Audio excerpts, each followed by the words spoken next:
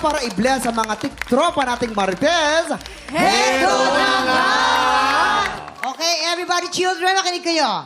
Ito, gusto kong marinig ang comment ng mga bisita natin dito sa issue ni Beshime_96. Oh, etong sa Beshime, ha. Sabay kaming nag-apply ng boyfriend ko para maging nurse sa ibang bansa. Ang kaso, nakapasa siya, ako hindi.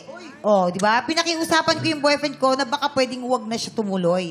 Kasi magkakahiwalay kami at feeling ko hindi namin kakayanin mag-LDR or long-distance relationship. Okay? Pumayag naman yung boyfriend ko, pero inaaway ako ngayon ng mga kapatid niya. Nako. Ang kapal daw ng mukha ko, hadlangan yung karir ng kapatid nila. Tama naman. Ayoko lang kasi talaga magkahiwalay kami. Napapaisip tuloy ako, selfish ba yung ginawa ko? Ashley, Yes. ikaw muna. Ano? Ashley.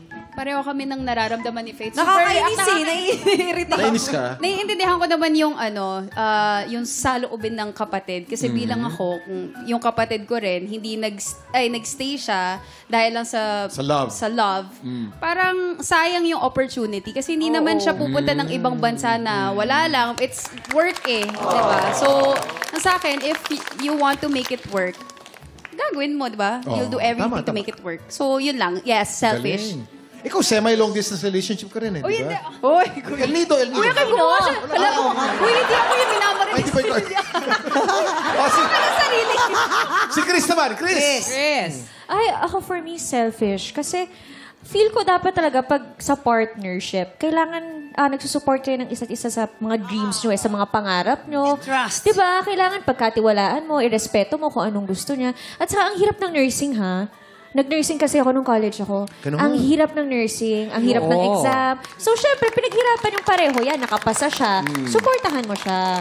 At saka kasi, parang feel ko, ang love naman, hanggat mahal nyo ang isa't isa, nandyan lang yan eh. Pero yun nga, sabi nga ni Ashley, yung opportunity, ngayon lang. So, kung ako sa kanya, naku, ituloy mo na yan. O, Turing, ikaw naman. Ako selfish din po. Kasi ano yun eh, growth na yun nung partner mo. So, hindi mo, kailangan mong suportahan. Kasi ang partnership or ang relationship, dapat ano yan eh, equal yan, dapat nagsusuportahan kayo. So, growth na ng partner mo yon to go abroad. Kung hindi ka man nakapasa ngayon, habol ka na lang. Kasi for sure, makakapasa ka pa naman next time.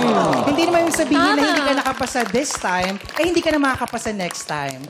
Mauuna lang siya. And you just have to trust your partner na he'll be faithful habang nandun siya at ikaw na dito sa Pilipinas. Kayo mga tiktropa, sa tingin nyo ba tama si Beshi May na pigilan ang pag-abroad ng boyfriend niya? Nakasugod na po sa Facebook page ng TikTok Lock. Excited kami mabasa ang mga comments ninyo. Eto na po mga tiktropa. Malapit nyo na mapanood dito sa TikTok Lock ang paghaharap ng mga kampiyon sa kantahan. Kaya inibitahan namin ang lahat ng mga tiktropang palaban sa kantahan kung ikaw ay 16 to 50 years old. Sugod na dito sa GMA Studio 6 every Wednesday and Thursday, 3 p.m. Hanapin lang po sino? Romel Bago! Time check!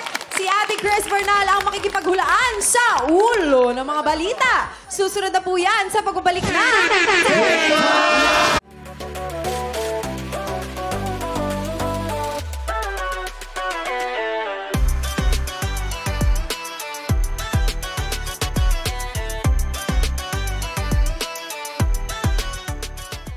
Tiktropa! Pinanood mo hanggang sa dulo itong video na to, very good ka! For more happy time, watch more TikTok Lock videos on our official social media pages and subscribe to GMA Network official YouTube channel.